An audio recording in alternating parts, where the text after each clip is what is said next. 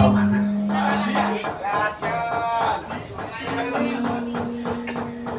Wis kaya kowe. Ya. Wis dipinangane mau pamu kali nyangkut. Yo setan sing sesuk mayangan awake dhewe nang sasi.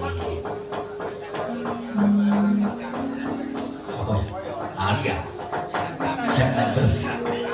Oh, kono ya. Eling-eling bagi masak ya.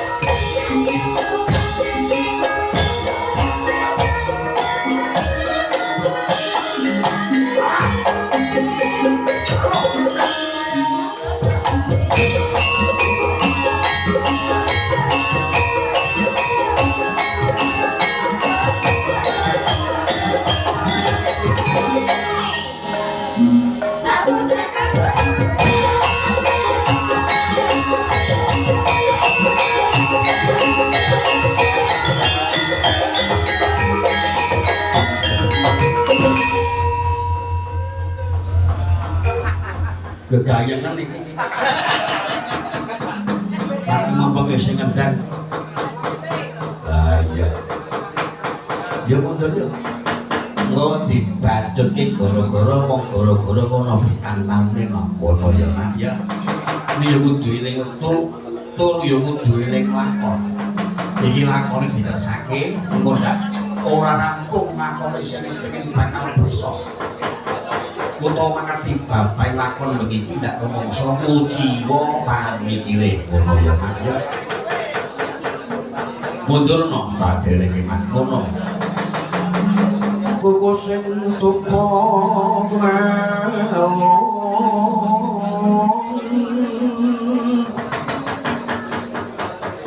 ngeningan tiasa ngabekti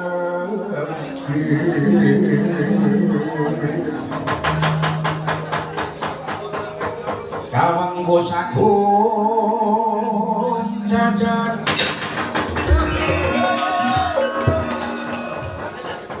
sangat genyo hangi sang resip kaneko putra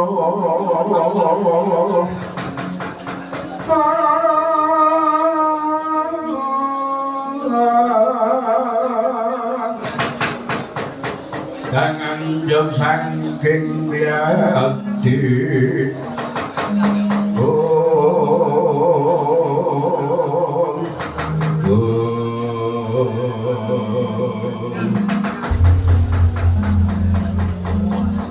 sinikut ingin wonten pamujan nenggi kocap kamu nompak dan patih udo ngawe poradyo bolong pengang nengas kopi lukum lebeting bojo kapipiting marupo datang motor-motor ikwadyo bolong durwati pating gelidrah, pating gelajit pating gedana, pating bencilat dimana getala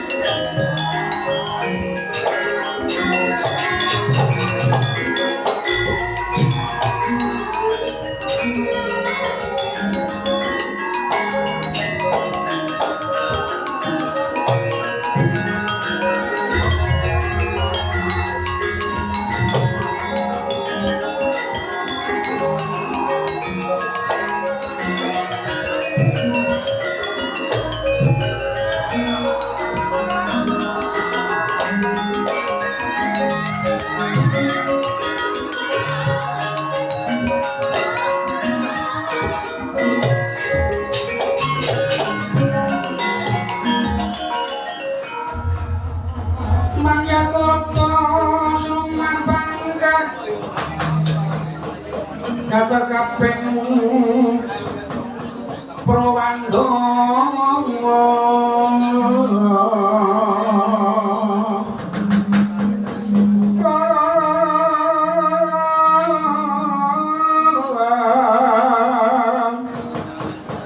sumah kaping apa barisan corona gono ronang gono gawe gelar sira wang-wang lemaku do maju jungkung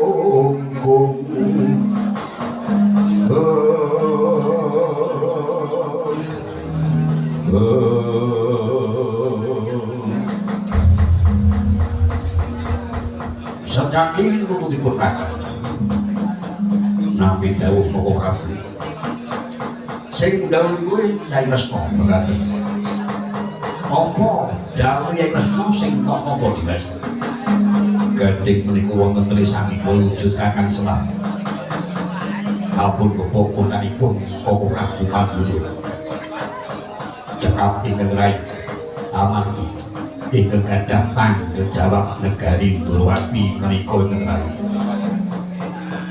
bener ning ora bener sedang ini gede tanggung jawab mergo dadi Senopati wajibe gawe tentrem marang para kawula sak negara jero Senopati ki duwe kewajiban sing abot aja mendos kok bebaya mundur kok pitutur wajib Senopati kudu ditepati yen nganti negarane Nokraman gugur wonten parugut mati nang Suradya lungguh bakal alun gandane terus maksiken dene sejarah ditrat marang kabeh putra wayah mekaten Prabu ning ora bener pangenan putih sing blimbing perkara pun kakak mergo Nyai Kresna iki mau ndakwa yen to Kakang Semar iki mau telik Sandipaya agi pandakwane durung ana buktine yen pancen wis ana buktine mengko tak pasake marang Dimas Tadi luwih dhisik tak tritine kanthi permati iki mau telik Sandipaya apa dudu makane sedangkan gerusah musuh nyekel Kakang Semar Badra yo nek telik Sandipaya nek dudu telik Sandipaya kowe bakal pirangan sajake urip makane mekaten ora mengko pun kakak bakal nriti Semar iki mau sejatine sapa kakang kudu ndawuh didhawuhi apa di dalam Wadyabala wis tak budhake sampun kula pilih Wadyabala kan digdaya sampun kula pilih Wadyabala kan sentosa-sentosa sesuk menawa yang milih Wadyabala aja ning cukup sing digdaya tur sentosa lha terus pundi sing pilih Wadyabala sing digdaya sentosa tur betah melek oh iya arep digdaya njur langit ning ming hawane turu wae percuma karo gunane gampang katobos karo beksi ning senajan to tanpa kadhi derengane betah melek engko banjur suku nika marang Senopati sing luwih matur yen to negarane iki ana kraman mboten upaminipun kangge cekah pun lajeng main kados pundi ora kena main sing jeneng main nganggo duit iki dadi larangane negara oh iya kan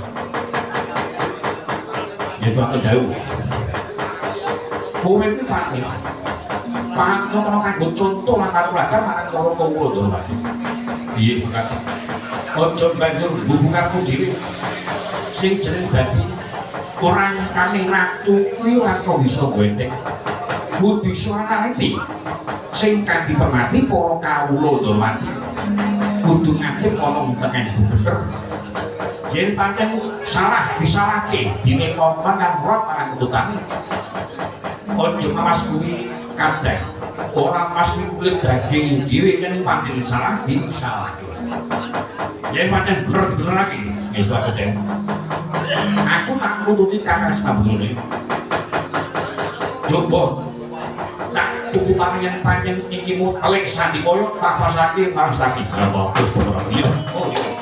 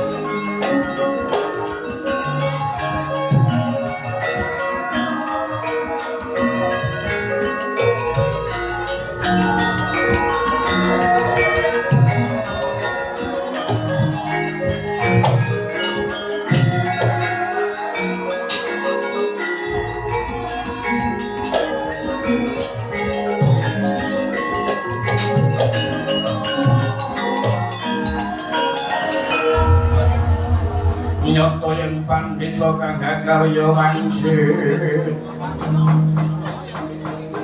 pindha kumbang sapa matu sarining tawan sarining tawan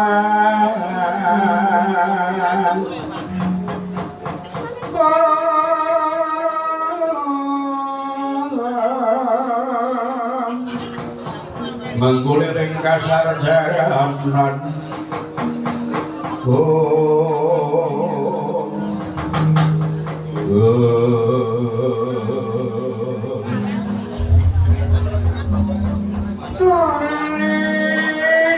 kendok bleguduk namanya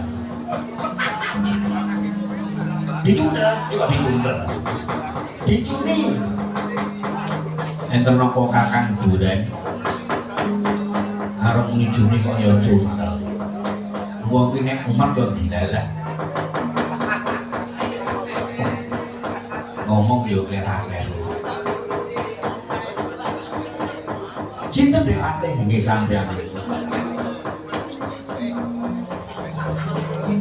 dewate dipun kakang kula niki Semar kula pun surga niku Semar gawean sampeyan nggih ibu aku tak pesen nah tenan kok padake penatah wae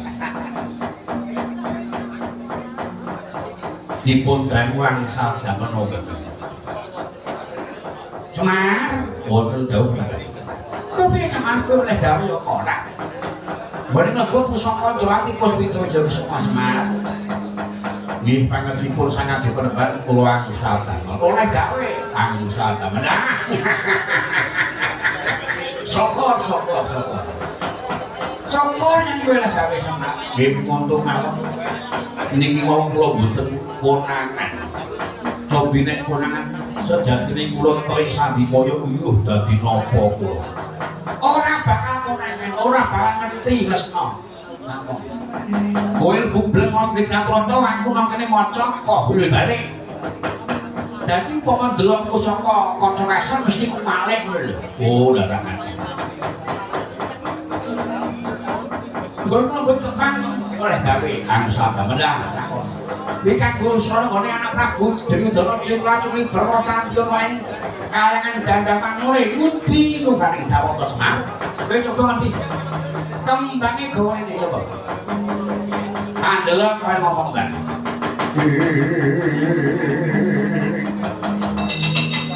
Sikra mangrakiting nawang sasana majaruna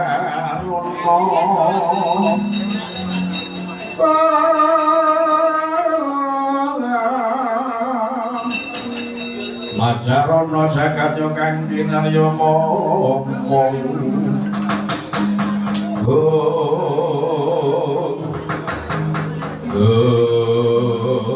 kesapu ingkang hantu marang Kiwa Semar Badranaya sang Pindawati pusaka Ndrawati senjata cakra nempuh arang Semar Badranaya sang Pindawati irang wujuding Semar badar irah togok satu dulu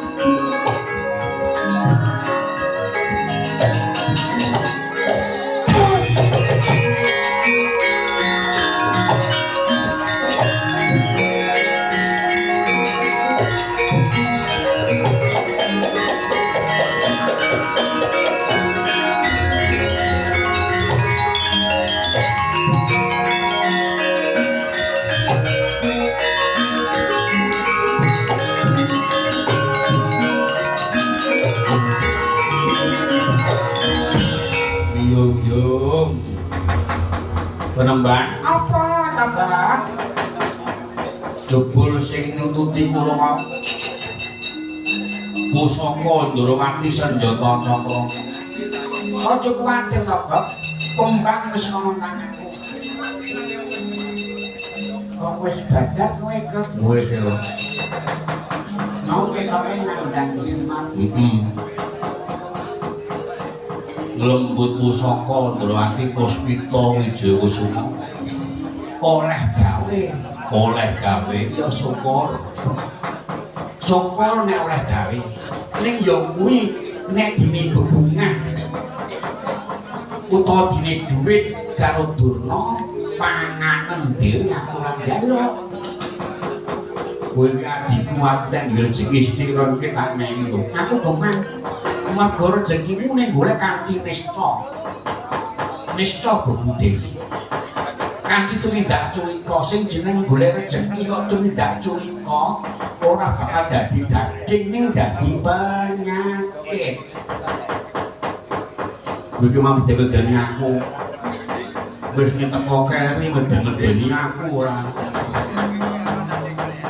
Wis teko keri mumet ndase.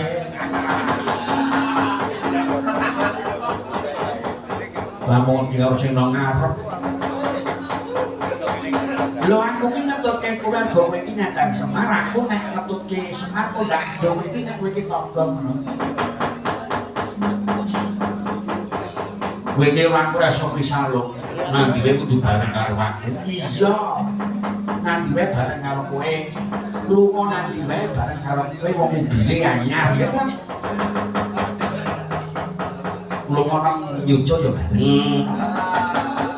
Lunga nang Mates ya bareng.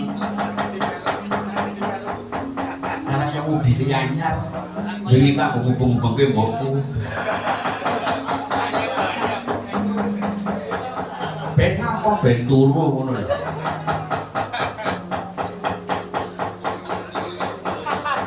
Nek mung golek rezeki kan wis ora njaluk. Engko ndak kena hukum. Hukum apa? Hukum karma. Hukum karma kuwi apa? Sapa nandur ala bakal nundhuh kuwi bakati sing ala. Sapa nandur kebencian bakal nundhuh kuwi bakati sing apik. Monggo tanduranmu kuwi ala. Titen ana wae bakal nundhuh kuwi pakati.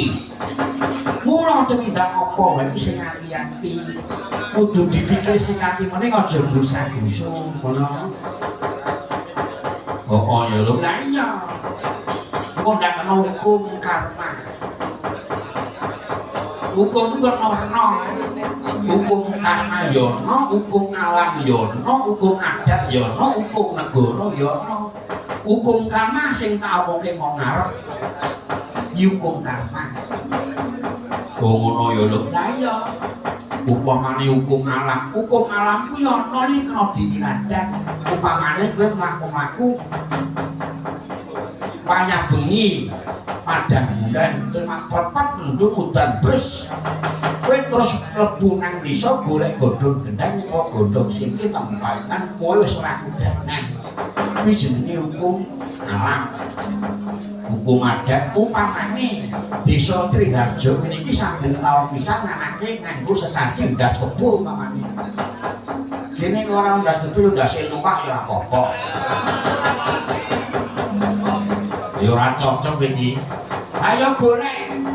Gori iku dipasangi sumu ujupe ndas kebo. Kuwi padha bae, kuwi jenenge hukum adat. Oh, ana hukum negara upamane kowe kena kasus namane. Juluke kena hukuman setahun ning kowe duwe dhuwit wong sakniki sing jeneng hukum ketoke kena dituku nganggo dhuwit kudune kena setahun dadi kena setengah tahun kuwi jenenge hukum negara. Oh ngono ya lho. Ini hukum karma kuwi kita ono. Moko sing jeneng hukum karma iki wis ora santeni suwe-suwe sedelo wae to wis. Yung-yung penembak apa tak? Iki mengke kula pengen hukum karma pripun. Kowe aja lugu labene bilong. Karma ora menyang.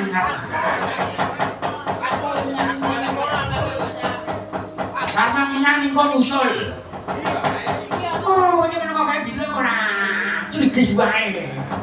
Lho kok matur panane kok, Mbah? Mergo niki kakang kula niki akak kula. Sampeyan nek Malah biji ora. ngoten niku.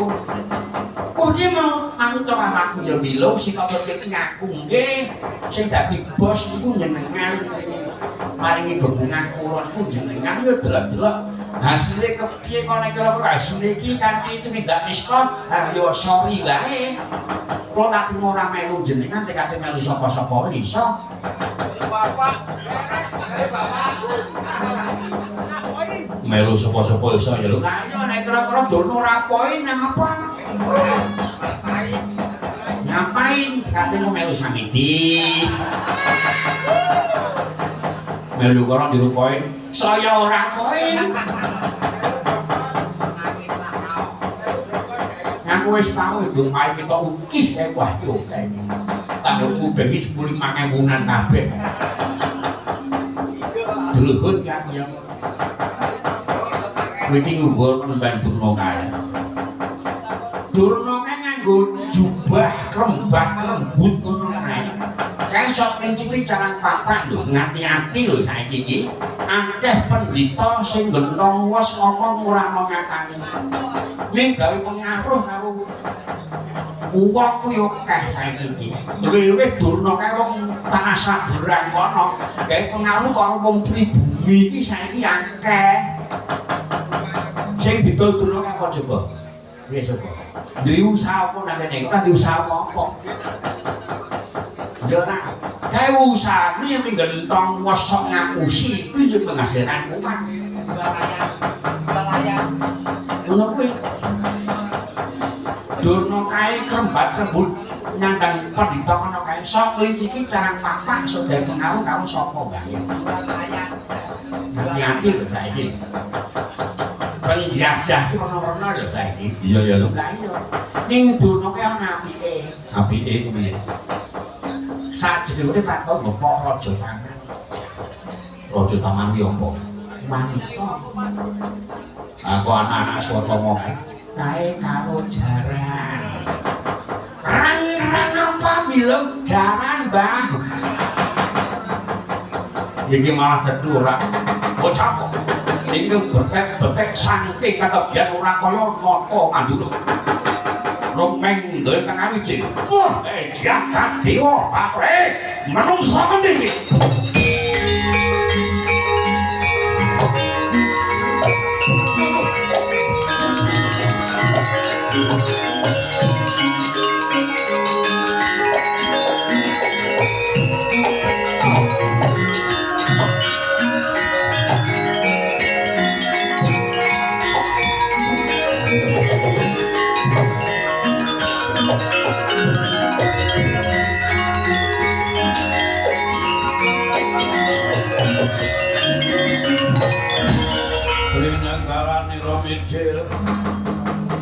Ngecel sanggeng asta sanggeng asta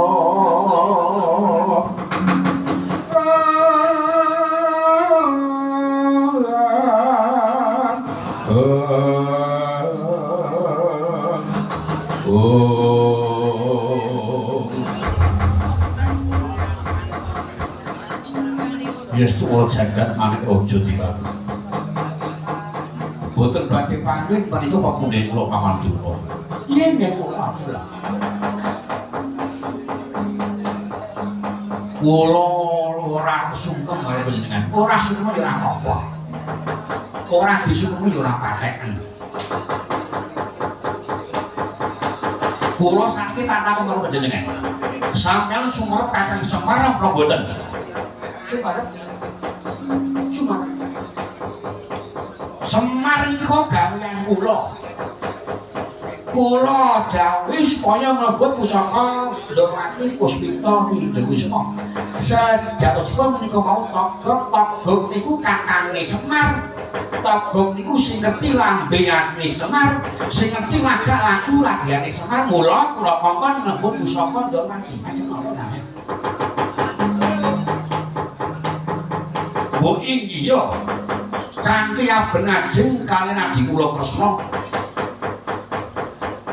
matur napa wonten iki mawon yen ngampil pusaka Ndrawati Puspita Wijaya Kusuma kaya ora ngerti adate wae mengko mlebu bleng nang Stinggrat Rata Kraton Ndrawati sing namono sing caki nggih ta ngantem iku nggih mboten niku pun bola-bali bola kata menika lah panjenengan dadi pengayon ning Kurawa lah kok Mbak Citi Badiladan anak Prabu Duryudana menika cuk-cukli permana santi wonten ing kayangan dhateng Amore sing dadi pengayon lah kok malah lewat tiyang mriki dadi pengayon ateges panjenenganku dadi mata-matane para Pandhawa netra pengawasanipun para Pandhawa kok Yanukara mata-mata mereka kula niku ora undangan tak dundangi barang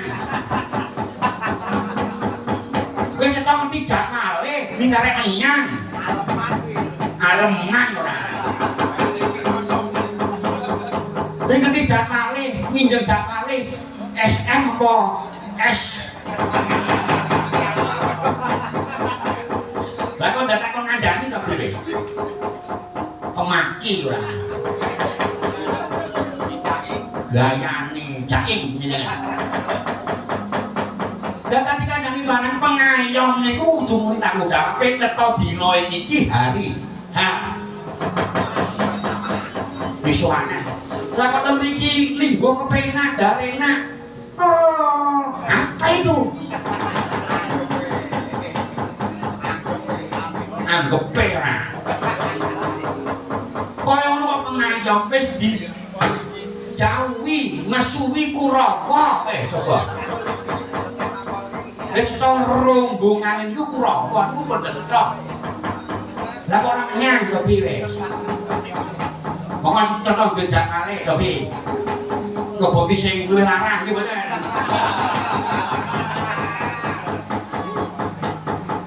sakniki kempang kula jaluk ora oleh ajeng apa sampe ajeng apa kula-ula iku Pak kula-ula Puspita Wijaya Kusuma yen sampun ngatang-ngatang kandhane Durna wah jagat yo Bathara wong kang bedhak karo juweng-juweng bakal tugel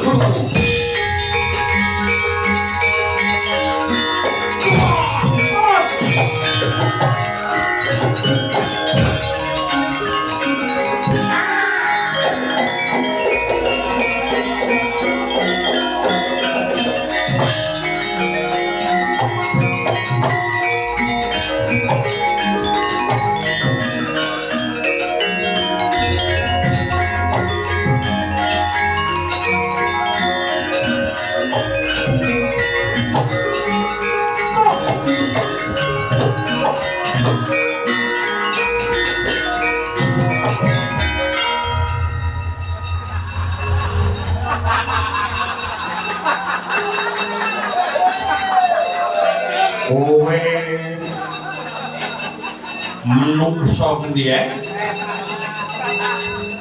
kowe menungso ngendi ae wani nyampuk sirahku keparak kapatut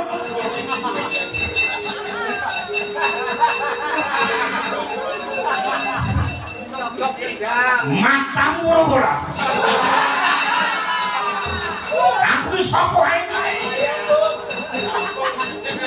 gampang kupingmu iki putra kating ibu Bathari Durga Ratu Parangwita aku Prabu Wiranggadewa lah gene Wiranggadewa dapurmu kemandel-teman kowe wis rasa musuh Kakang Prembandurna mungsuhmu Wiranggadewa muni kepiye muni kepiye cangkemmu rasa musuh Kakang Prembandurna mungsuhmu Wiranggadewa cangkeme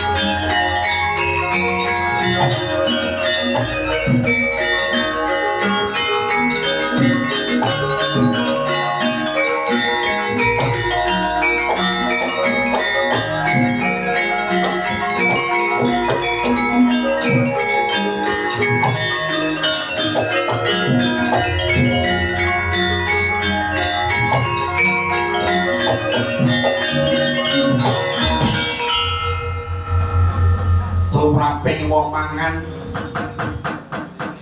kuwi mingkai napa matenge wis sasan dadak kangelan gawe liripun kados pundi ora jebul Semar iki mau gaweane Durna yo kula ajari wis kabar mulane kok tanganku kedute mulane kok berang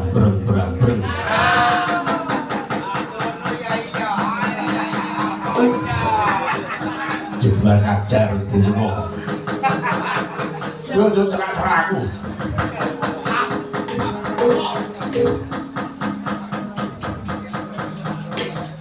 sing dadi ngomong jeneng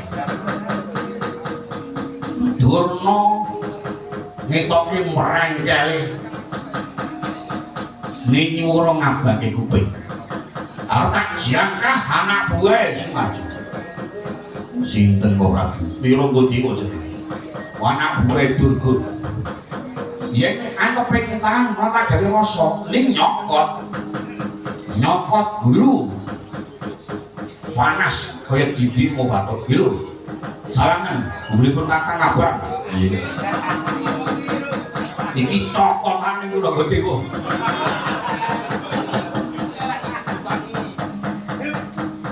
lah dan ini senopati wajib aku gawe tentrem ora kawula iki mengko yen Wiragodewa gawe dredah ana kraton Ndorowati kurang bujane mrembet marang para kawula sing tak ngerti dodok sareng perkara kados dawuh yo sampai yo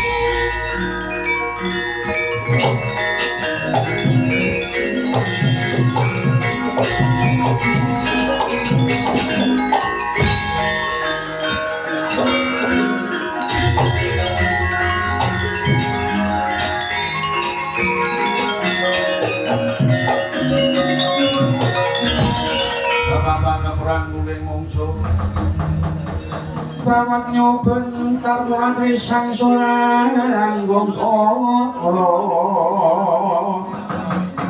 mansai ngeronang gono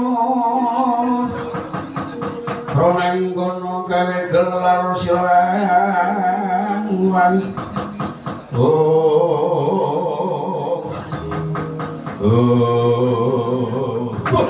jagat diu baru Baladewa ilang tak kedhewe. Iki satria cilik kan celaka cilik kecek sapa? Senopati Ndorowati. Satria Garbunci. Aku secaki, aku sencaki. Kowe Prabu Wirangga Dewa ya aku Prabu Wirangga Dewa ngendi bala dewa ketok apa rasa kepokotan Kakang Penemban Drona mungsuhe Prabu Wirangga Dewa Wirangga Dewa sing ngadeg nang arepamu iki mungsuh Koko Prabu iki pepundhen iki Senopati Ndrawati kowe ra gelem ngulungke pusaka Puspita Ujung Sumo lakon ana ratu bentrek sirahe wah kalah Prabu para patut banget Saki kono barang wonten aji jeng jam makro sastra jendramu tumpang sugeng rapati kebak jadamu bablas nyawa oh jenengan biji jebol dadamu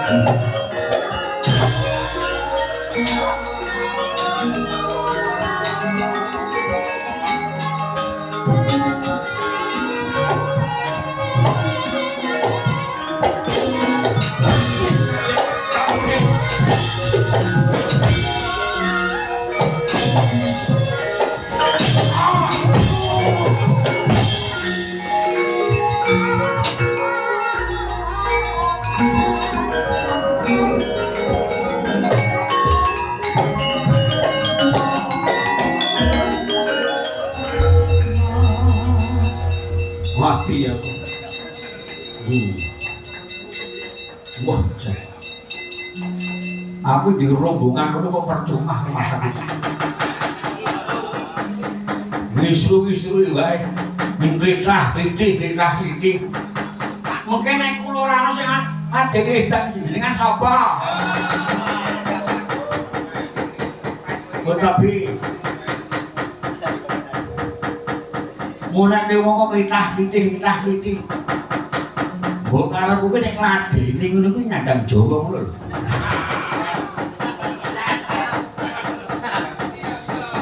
Jadi nek saged karo koncone, tidak bisa.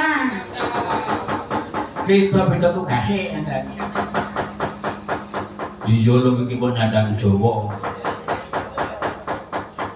Nyandang Jawa mungkin elek wong ndase elek kok. Ndas ki nek menceng niku elek kok. Karo kowe kene apik kan ndase ora apik tetep elek. Nganggo ikan ndase elek wis jarike kumuh kaya ngono. Sandalan cepet nek sikilmu karo lemah pulase padha.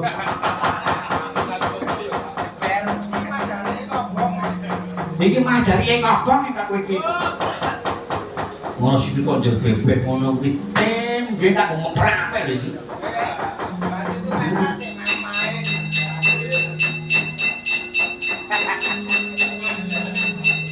Ngono kuwi.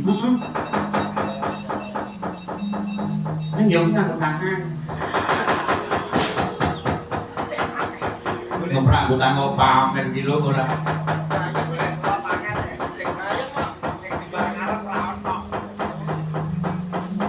Kuwi iki mbok sing luwes lho. Ngono. Karo kanca-kanca iki iso ketok manter. Kan saniki do manter lho. Manter ya 200 ora manter ya 200. Manter ora manter sing penting Tessa seneng karo aku.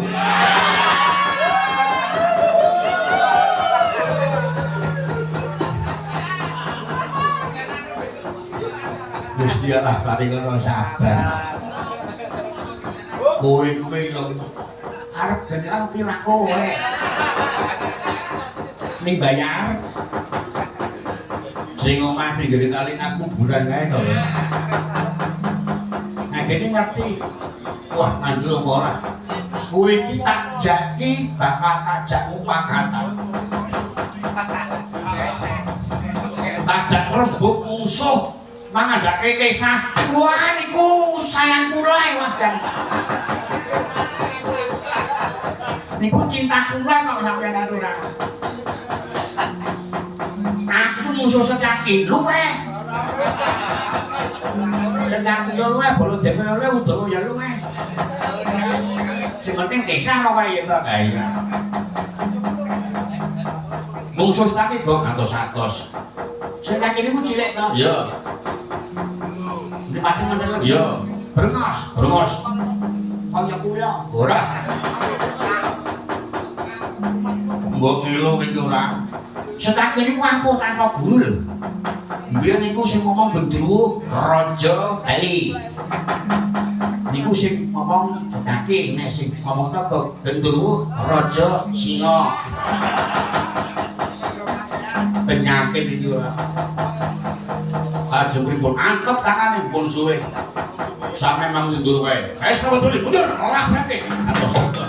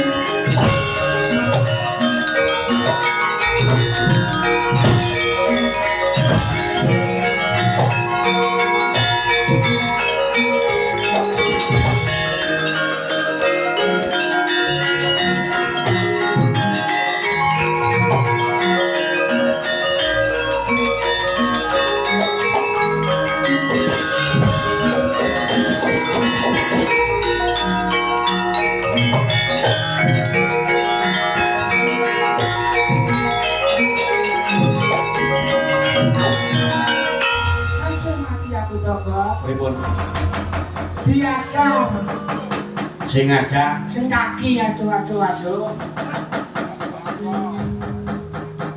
Diajak sing kaki to. Durna kuwi nek ketemu sing kaki padha karo ketemu karo lengganan. Nek ketemu lengganan yo ora bayar. Yo ora diskon no ya, baju pisan. Aduh. Ngadi kumut tak aduh. Untung aku gawa pusaka Puspita Wijakusuma. Kena lara luputing pati. Ha nek aku trimo sek mati. Dangane nganggo lara. Dadak goleki tombo ngetake dhewe pirang-pirang. Crikis ae ora. Kurang ajar. Ana wong diajar harus take malah senengane iki ngono kuwi. Kula niku sampeyan niku sing tembak. Sing tahu gelem duwite. Aku ora butuh kok ya mbah.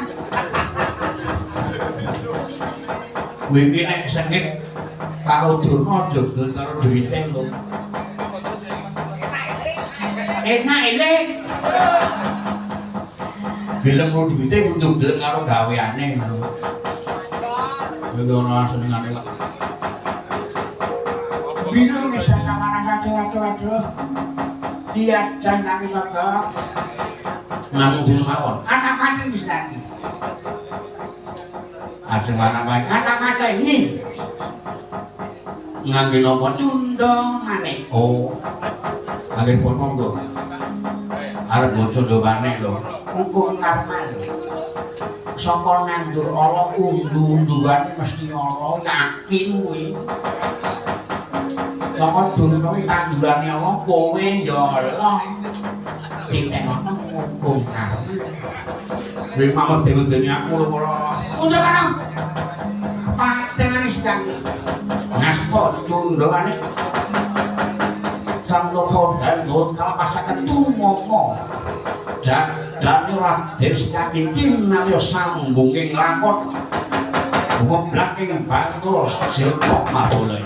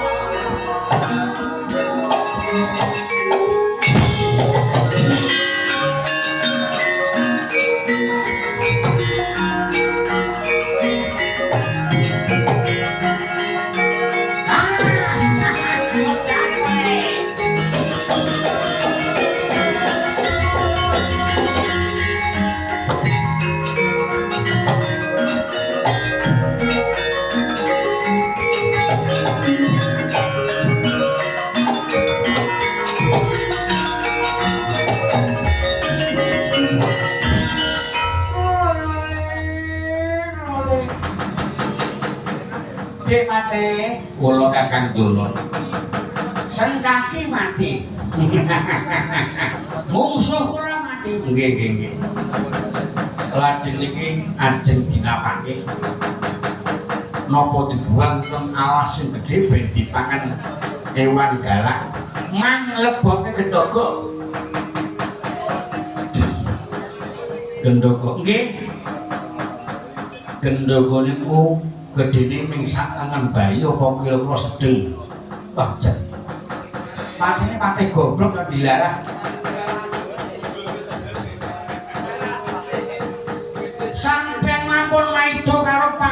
rasane pendhita kadang manggolek ndogo rasa nesu kula goleke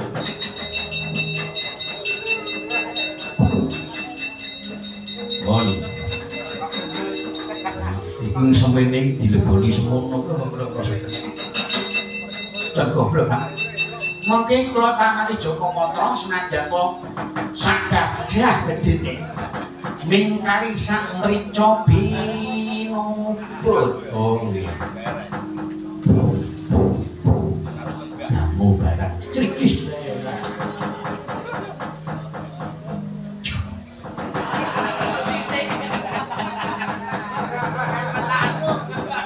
kok gitu nih barang lu kan lebu kan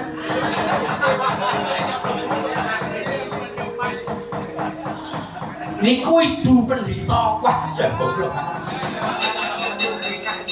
lubrikan ya pacare ngleboke cepet rasane tadi kesuwen cepet sabar saksek mawon pun ngleboke cepet to la iso kok ya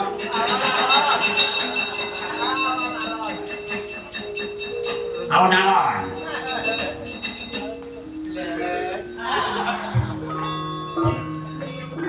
weh mlebu tenan larangan tenan to idu ning pendhita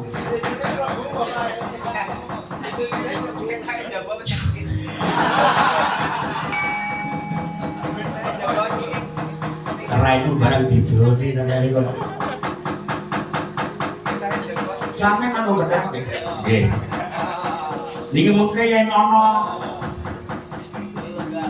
kuwondo terus mbok bilang ngoten mawon kula nang ngapun ning Ndorowati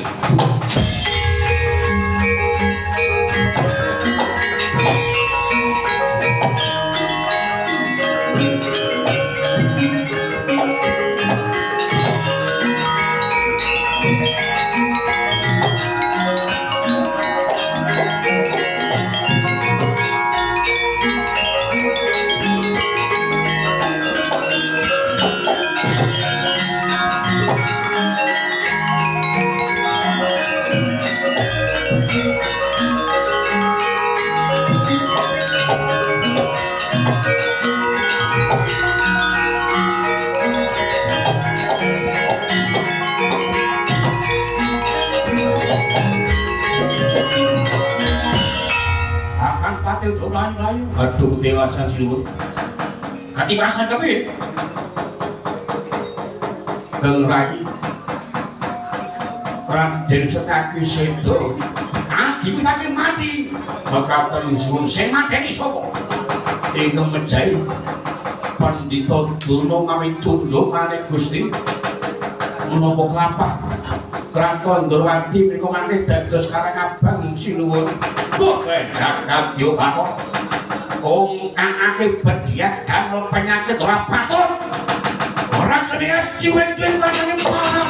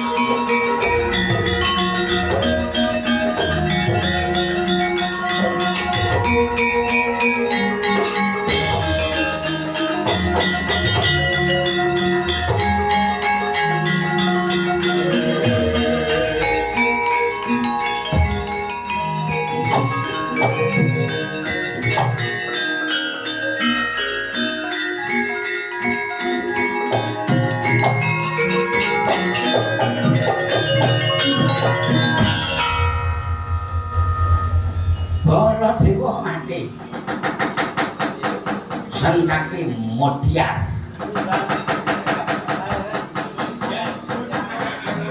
Mutar sedaki. Mutar we Baladewa. Ayo. Arep piye wong Durmati nek do mutar kabeh ini. Suramrata, Jayamrata, unta-unta besaya padha. Amuk wong Durmati.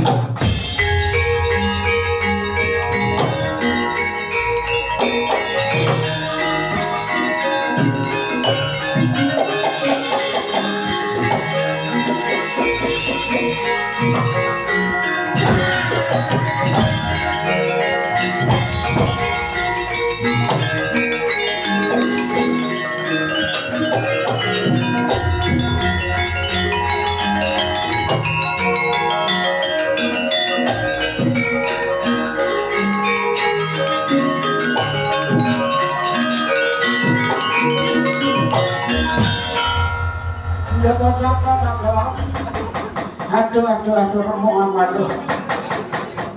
Ayo.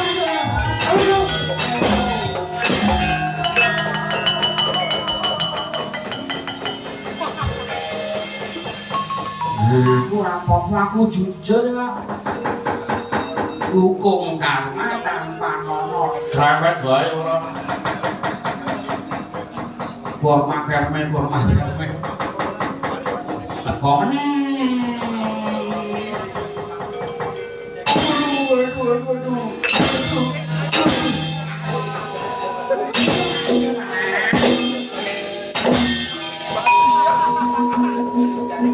Jajan, 12.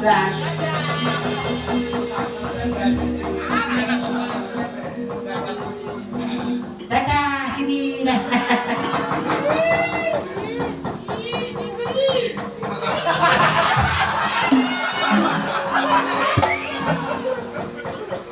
Iki ngono lho. Kayak kowe duwe bojo ya. Dadah Siti. Di bojo ra nang omah, nang ora ya omah.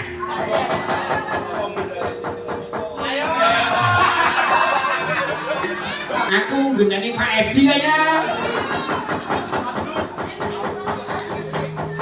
Aduh tangga. Niki sampeyan mbutul-mbutul dirapa? Kakak, pripun? Aku wis nggo kembang. Nggo bukti wandala ayo mundur. Konjo ana asane ibu bapak Durga sowan rongkayan dandan